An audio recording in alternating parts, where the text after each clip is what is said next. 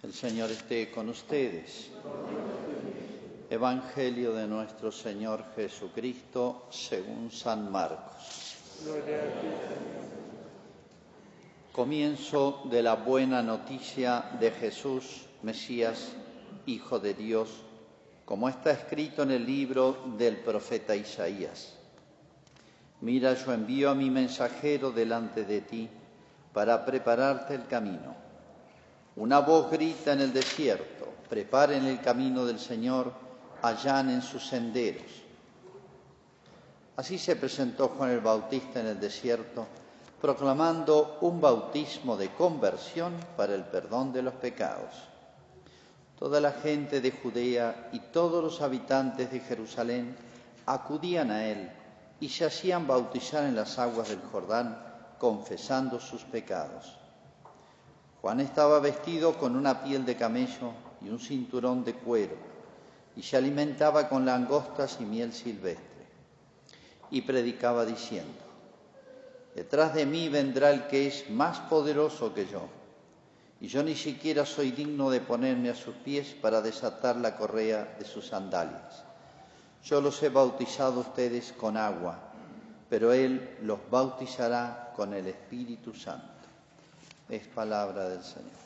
Gloria a ti, Señor.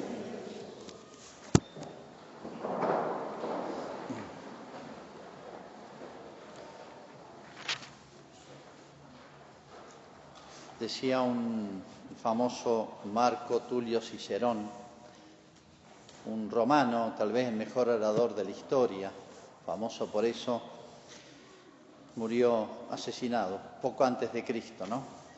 Y él tiene muchos escritos, y bueno, en un escrito dice esto, dice: por más salvajes, y él había recorrido muchísimas ciudades, ¿no? Por más salvajes que sean los pueblos, por más primitivos, etcétera, jamás encontrarán una ciudad que no tenga sus dioses, sus templos y su culto. No sé qué diría hoy, que se considera un avance de la cultura y la civilización, que las naciones como la Argentina no tienen Dios, no tienen culto propio, oficial. Son naciones laicas, como se dice. La enseñanza argentina es laica, o sea, no hace ninguna profesión oficial de religión, como era antes, católica, y así casi todas las naciones del mundo, menos las musulmanas. Bueno, por más salvaje que sea, decía, o sea, ese es el avance que nosotros consideramos un avance. Un pagano antes de Cristo lo consideraba, sería menos que salvaje esto. Pero bueno, dejemos de lado eso. Y una de las preocupaciones de todos los pueblos antiguos ha sido siempre el conocer, no solamente tenían sus dioses, sino conocer la voluntad de los dioses. ¿Qué opinan? Vamos a emprender una campaña. ¿Están de acuerdo los dioses? ¿Nos van a apoyar o no nos van a apoyar los dioses? Tenían conciencia en sus errores, en sus falsos cultos, en sus falsos dioses, que hoy nos pueden hacer a lo mejor reír, pero ellos tenían la preocupación y la obsesión de escrutar la voluntad de los dioses. Por eso tenían muchos sistemas de adivinación, escrutar la voluntad de los dioses. Eso acá también en América, de una manera mucho más, los machís, elemental y básica y ridícula, ¿no? Pero bueno, hay un hecho histórico que muestra lo tonto que era esto, o lo pobre, pero no tenían otros elementos. Una de las batallas más decisivas de la historia de Europa y del mundo, allá por el año 300 después de Cristo, era por la sucesión del Imperio Romano. El que se consideraba sucesor estaba trincherado en la ciudad de Roma, muy bien defendida, con unos 60.000 hombres. Venía avanzando un joven de 30 años, era realmente un líder brillante, con unas tropas inferiores, unos 40.000 soldados conchavados, y bueno, tenía que llegarse a un enfrentamiento definitivo por la sucesión del imperio. Bueno, el que estaba trincherado en Roma, se llamaba Magencio, consultó a los dioses, o mejor dicho, le preguntó a los augures, que eran los que escrutaban la voluntad de los dioses, qué tenía que hacer. Y le recomendaron que saliera, que no se quedara defendiéndose, sitiado, sino que saliera a enfrentarlos. Bueno, seguro con este consejo salió. Ahí nomás tenía que cruzar el río Tíber. Al cruzar el Tíber se cayó el caballo con la armadura y se ahogó en el río. La batalla duró 15 minutos. Fue así que cambió la historia, porque el que ganó la batalla, Constantino, aunque era un chico de 30 años, su madre era católica, ya él era pagano, dio la libertad a la Iglesia. Y empezó otra etapa para la historia de Europa, para la historia del cristianismo, etc. Esto medio ridiculesco, pobre, se ha repetido muchas veces, pero fíjense esa preocupación de los hombres de otros pueblos de escrutar la voluntad de los dioses. Es importante la voluntad de los dioses. Los griegos tenían hasta un lugar, un templo hermosísimo,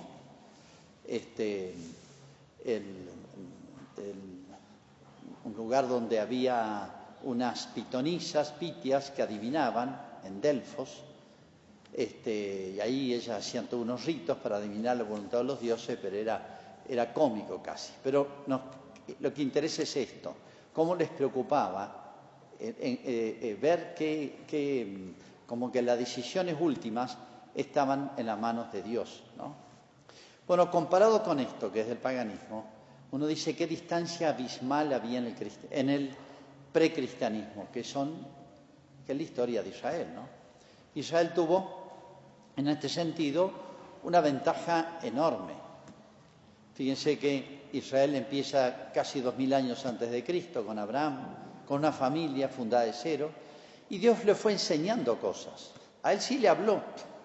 Eso que buscaban los paganos y no encontraban, pero qué interesante ese anhelo de buscarlo, los judíos lo tenían a mano, Dios les había hablado, le habló a Moisés. Es más, dice la Escritura, Dios hablaba con Moisés cara a cara, como un amigo habla con otro amigo. Y a través de Moisés le dio toda lo que llamaríamos hoy en una nación, podríamos decir, la ley religiosa, todo el culto, lo que podríamos llamar la constitución de un país, todo el código penal, todo el código civil, todo el código de comercio, todo lo que es ley, norma, que es lo que constituye a una multitud en algo organizado, en un pueblo. Todo, lo religioso y lo civil, todo, a través de este hombre que hablaba cara a cara con Dios. Cuando uno compara esto con los adivinos de los romanos y los oráculos de Delfos de los pobres griegos, uno dice qué diferencia abismal tenían los judíos. Pero bueno, no solamente arrancó con la ley de Moisés, antes todavía, pero con Moisés fue notable, sino que tenían otros personajes que se llamaban los profetas. Profetas eran hombres inspirados por Dios que le hablaban al pueblo dos grandes temas. Uno, mantener vivo en el pueblo la vocación. La vocación de Israel es única en la historia de la humanidad, porque es traer a Jesús. Cada pueblo tiene una vocación. Francia tiene una vocación muy notable en el plan de Dios. Rusia también. La Argentina también.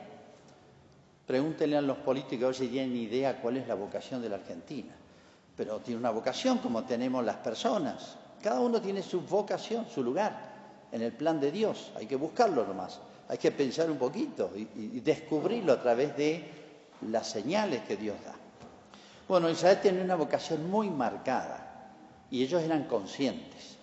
Y esa vocación tan sublime estaba acompañada de un trato especial con Dios. Y en este campo, los profetas, Moisés y los profetas, cumplían un papel importantísimo. Mantenían fresca la vocación mesiánica de Israel. De este pueblo tiene que nacer el Mesías. Por eso la fecundidad era para ellos de las mujeres, era clave, porque todas anhelaban que de su descendencia nacería el Mesías. Por eso la esterilidad era como el drama más grande que podía haber, y la fecundidad lo contrario. Bueno, Después Dios se ríe porque hace nacer a Jesús de una madre virgen, ¿eh? Y Santa Isabel la prima también de una mujer estéril, ¿eh? Como diciendo, los planes de Dios están por encima de los cálculos humanos. Pero bueno, sigamos. Dios le mandó infinidad de profetas, usted los conoce, los leemos siempre, ¿no? Los grandes profetas, muchos dejaron escritos. Para un judío ya 1000 años antes de Cristo, 1000, ya tenía en sus manos los salmos, los profetas, o sea, una sabiduría extraordinaria. Compárenla con otros pueblos, los egipcios, los persas, los caldeos, los griegos, los romanos, los cartagineses, y es una diferencia abismal, ¿eh? No tendrían grandes ejércitos, no tenían grandes construcciones arquitectónicas, no tenían grandes conquistas políticas como se gloriaban otros pueblos, pero tenían algo que aparentaba menos, pero era muchísimo más. Y bueno, pequeño Israel después va a ser la que civilice y toda Europa, ¿no? Bueno. Pero bueno, los profetas los respetaban porque eran enviados de Dios, hablaban inspirados por Dios, para mantener fresca la alianza y corregir al pueblo cuando se desviaba. Y el lenguaje de los profetas es muy especial. Para los que estudian lengua, es un género literario distinto. Es muy directo, muy claro, nadie podía decir no te entendí. Muy duro, iba al hueso, como decíamos. Un lenguaje especial. Lean los profetas de corrido, por ahí se leen acá pedacitos, pero lean los de corrido, realmente uno se estremece. Por eso eran respetadísimos, porque refrescaban, venían en nombre de Dios y refrescaban la vocación de Israel mesiánica. Pero por otro lado no les gustaba, porque siempre que se desviaban los corregía. Casi todos murieron, los mataron. A casi todos los mataron. Y a Juan el Bautista también, y a Jesús, que es el superprofeta, también. Así que terminan con mala suerte. Eso habla de nosotros, no de ellos, ¿no? Habla mal de nosotros y no de ellos. Bueno, fíjense entonces lo que significaban los profetas para Israel. O sea, Dios, somos distintos a Dios. A ningún otro pueblo trató así, decía un salmo. Ni le dio a conocer su voluntad. Somos un pueblo especial, sí.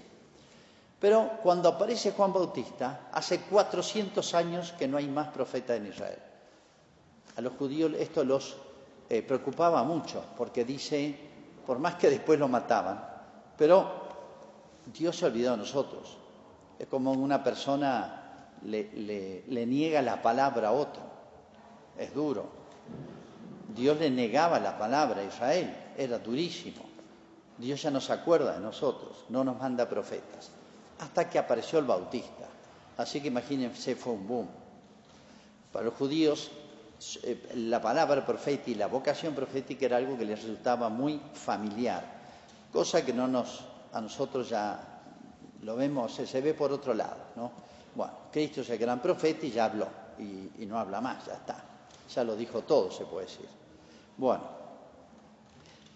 ¿Le fue bien o le fue mal a San Juan Bautista? Y acá dice que de todos lados atrajo a Israel, porque ya se rumoreaba que se habían cumplido los años, ya era el tiempo. Los profetas hasta habían dado las fechas aproximadas de la venida de Jesús. ¿Se acuerdan hasta el lugar del nacimiento? ¿Recuerdan? Cuando vienen los magos de Oriente y dicen, ¿dónde van a ser? Y todos le dicen en Belén. ¿Cómo saben? Sí, porque están los profetas. Sabían muchas cosas. ¿Qué pasó con el Bautista? Dice, muchísima gente iba. Y sí, creo que muchos iban por la novedad, la curiosidad. Porque algunos buenos salieron de ahí, de los que siguieron al Bautista. 6 de los 12 apóstoles ciertamente eran discípulos del Bautista. Después se los transfirió. Pero muchos otros les iba mal. Llegaban ahí y el Bautista, inspirado por Dios, le decía, ¿se acuerdan? Raza de víboras. O sea, usted viene acá a curiosear, a ver quién soy yo. Usted viene a juzgarme a mí, no a escuchar el juicio de Dios que a través de mí les llega a ustedes. Venía a corregir el pueblo, no solamente a refrescar el tema del Mesías, sino que dijo, acá está. Lo señaló, era pariente mío, dirá. Sino a corregir los defectos de Israel que venían acumulados. Y eran muchos, ¿no? ¿Le fue bien al Bautista o mal? No sabemos, no tenemos estadística. Hoy hubiéramos hecho números. Dice que una multitud, pero que haya seguido realmente al Bautista probablemente haya sido una minoría. De entrada muchos, pero después muchos se decepcionaban tal vez, porque esperaban otra cosa. Y con Cristo, bueno, el Bautista le pasa la antorcha a Cristo. Él es el que, sígalo a él, es preciso que yo desaparezca, le dice. ¿Y a Cristo cómo le fue?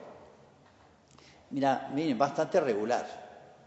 Ustedes conocen toda la historia de cómo arrancó Jesús, multitudes, etcétera, se le fue achicando y al final Jesús hablaba del pequeño rebaño.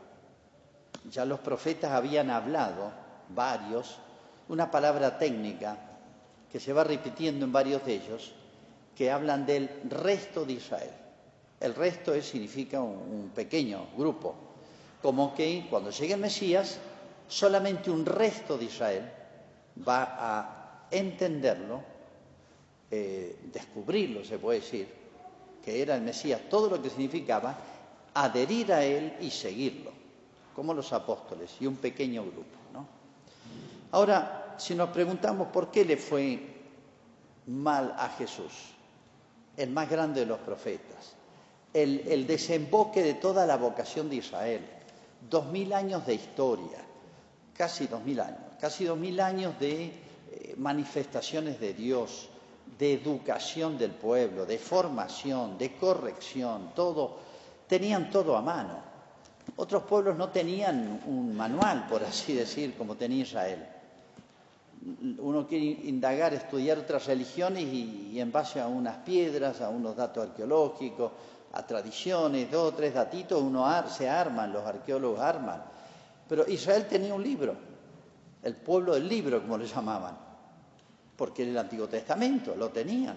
Se leía la Escritura los sábados, se explicaba los rabinos, pero eso estaban los maestros de Israel, los escribas. ¿Se acuerdan? Bueno, o sea, tenía un nivel intelectual, tenía una claridad de conciencia enorme. ¿Qué le pasó a Jesús? Y hasta podemos decir, ¿qué le pasó al Bautista? Bueno, el problema no está en ellos. Miren, más no podía ser Jesús. El Bautista era admirable, porque venía inspirado por Dios, y era admirable por su persona, intachable. ¿Se acuerdan los elogios que hace Jesús del Bautista? No los ha hecho de nadie. Cuando Jesús elogia, hay que tomarlo en serio. ¿Qué han ido a ver al desierto? Dice una caña que se mueve con el viento, que lleva el viento de un lado para otro, como siendo una persona que se mueve por las modas, que por los intereses, por el qué dirán, por todo eso. No. ¿Qué han salido a ver? El más grande de los profetas. El elogio de Cristo al Bautista no era porque era pariente, iba en serio, realmente intachable. Nadie le pudo reprochar nada, no había hecho milagros, no se conoce ningún milagro del Bautista. Y sin embargo, tenía una personalidad que impresionaba, fascinaba. Como y más el caso de Cristo. Ahora repito la pregunta, ¿por qué le fue mal a Jesús? ¿La culpa la tuvo él? ¿Hizo algo mal? ¿Encaró mal las cosas? No. Israel no había hecho caso a las directivas de Dios a través de sus profetas, ¿no? Y menos a la predicación de Cristo. Y Cristo hizo mucho más que los profetas. Hizo milagros, fue profetizado, su personalidad era, si era santo el Bautista, mucho más Jesús.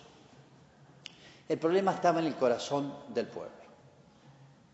El problema estaba en el corazón del pueblo. ¿Qué le pasó a Israel? Digo esto porque nos interesa a nosotros, no como un dato histórico, sino que nos pasa a nosotros.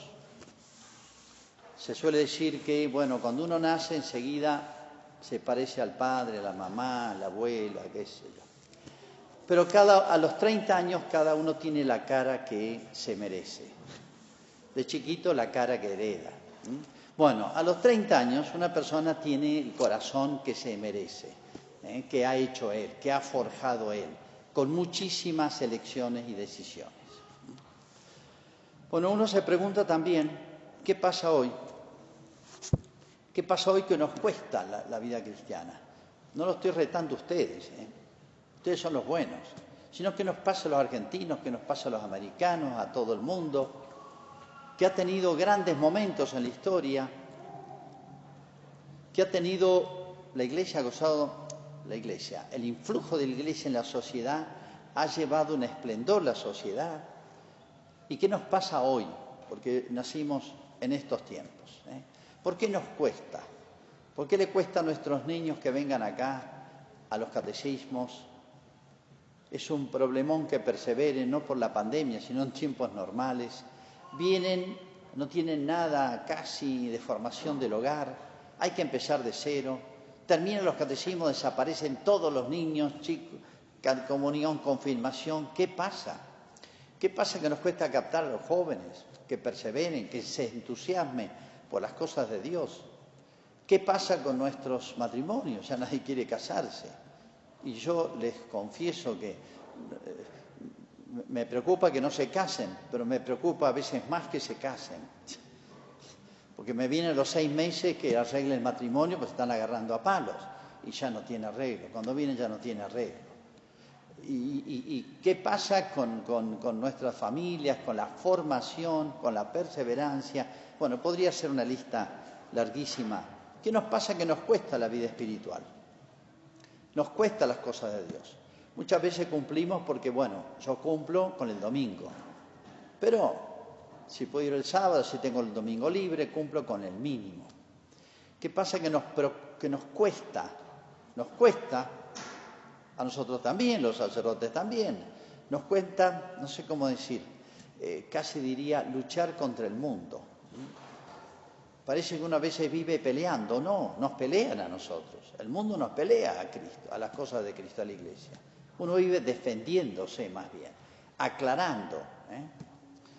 No digo que uno sea profeta, pero la Iglesia, en sus sacerdotes y en sus laicos, en todo, tiene una misión profética de repetir lo que hacían los profetas.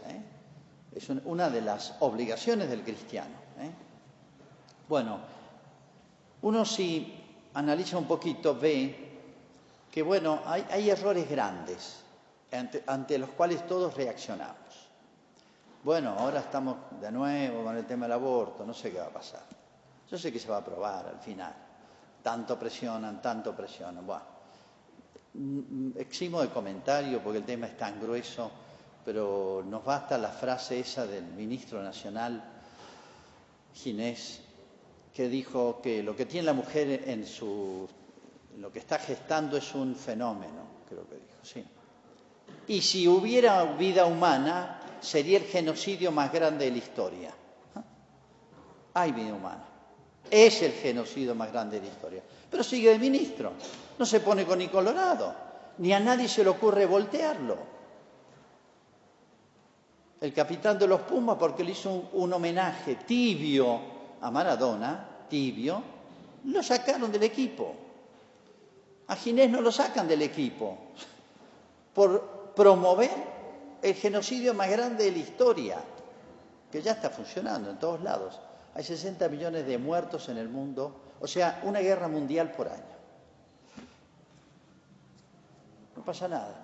Bueno, ante esas cosas, creo que más o menos nuestros católicos, más o menos, no me juego por el 85% de católicos de la Argentina, reaccionamos.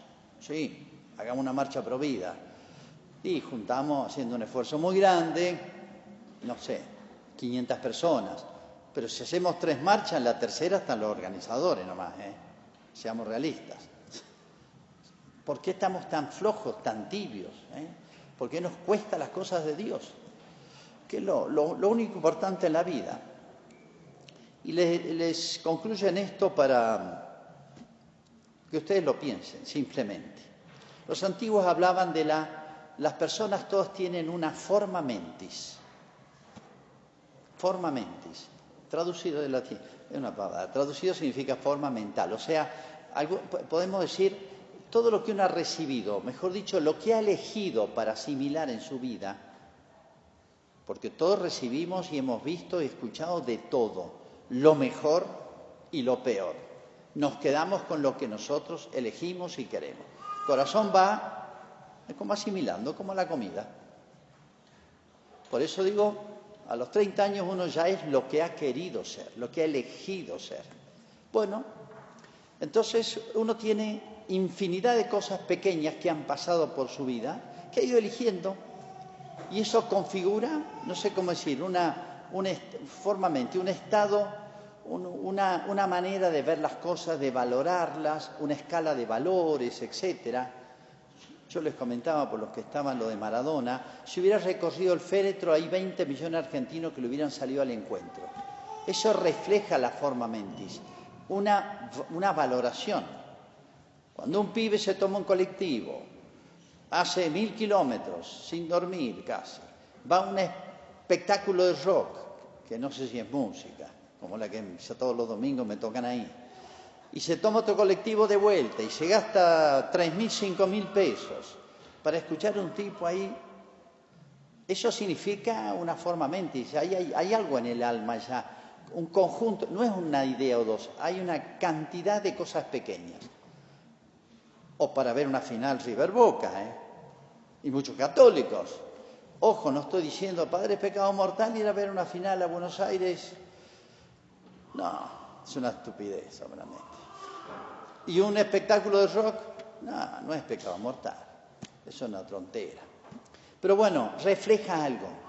Ir a ver ahí al féretro rezarle Maradona. Rezarle no, llévale flores, porque no le reza. Bueno, pero eso refleja un estado del alma. ¿Qué es ese estado del alma? Un conjunto ya de elecciones que uno ha hecho y ya tiene una manera de ser. Cada uno tiene una manera no solamente psicológica, una personalidad, yo diría una personalidad moral o espiritual. A eso llamo forma mentis. Y según eso valora, pondera, elige, decide, opina, tiene un criterio, etc. Las cosas más gruesas uno reacciona. Pero ¿cuál es el problema? 1.000.000 de cosas pequeñas. 1.000.000 de cosas pequeñas. ¿Qué música escuchaste? ¿Qué libros leíste? ¿O qué libros no leíste? ¿Qué aprendiste de tu casa y qué no aprendiste? ¿Cuántas horas de televisión? ¿Qué películas? Etcétera, etcétera. Hay cantidad de cosas. ¿Qué amistades? ¿Qué diversiones? Miren, el alma se va haciendo con millones de cosas pequeñas. Padre, ¿esto es pecado? No, pero. Padre, ¿esto es pecado? No, pero. Miren, el que le gusta y está todo el día con el aparato, escuchando esa música electrónica, ¿es pecado? No, pero va desarmando el alma.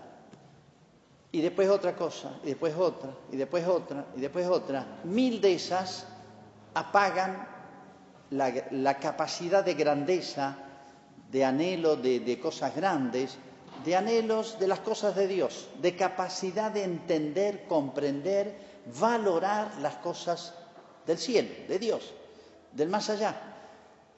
Y nos vamos impregnando de lo que se llama el espíritu del mundo. Las palabras son de la Escritura. Espíritu del mundo. ¿Por qué espíritu? Al espíritu, que se compara al alma, no se ve. Y está en todo, en el pelo, está en las manos, en los dedos, en las uñas, no se lo ve. Pero es la que da vida. El espíritu, podemos decir, de las plantas hace que sean vegetales, tengan vida vegetativa.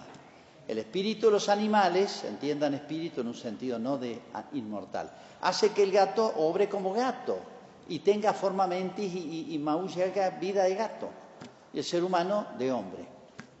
Bueno, el espíritu del mundo se nos mete en cositas chiquititas, pero millones, y no alimentamos el alma con cosas buenas, millones que debiéramos haberle dado, constituye un espíritu. Entonces, según lo que uno es, eso es lo que ama, lo que anhela, lo que busca, lo que le impacta, lo que le llama la atención, por lo que haría sacrificios.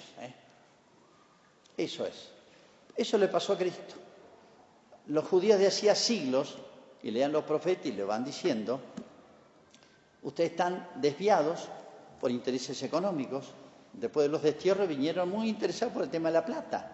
Se dispersaron por las grandes ciudades del Mediterráneo porque se dedicaban al negocio. Les iba bien porque eran capaces. Y bueno, leían la Escritura, pero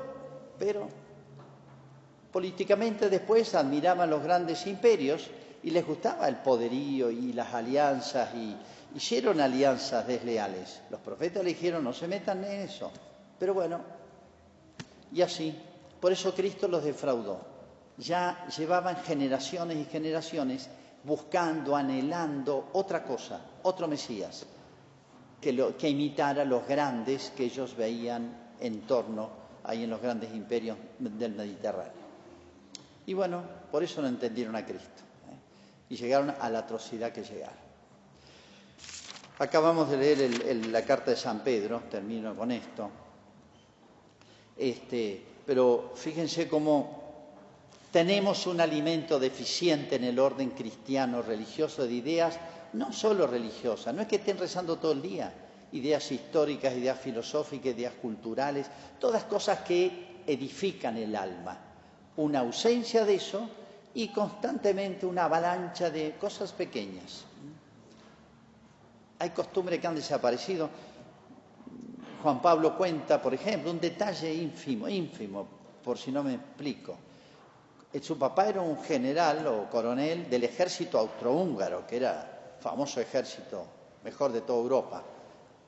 Y yo veía papá todas las noches y todas las mañanas, de rodillas, hacer las oraciones ante una imagen, hacer sus oraciones de la noche y de la mañana. Un hombre de cuartel.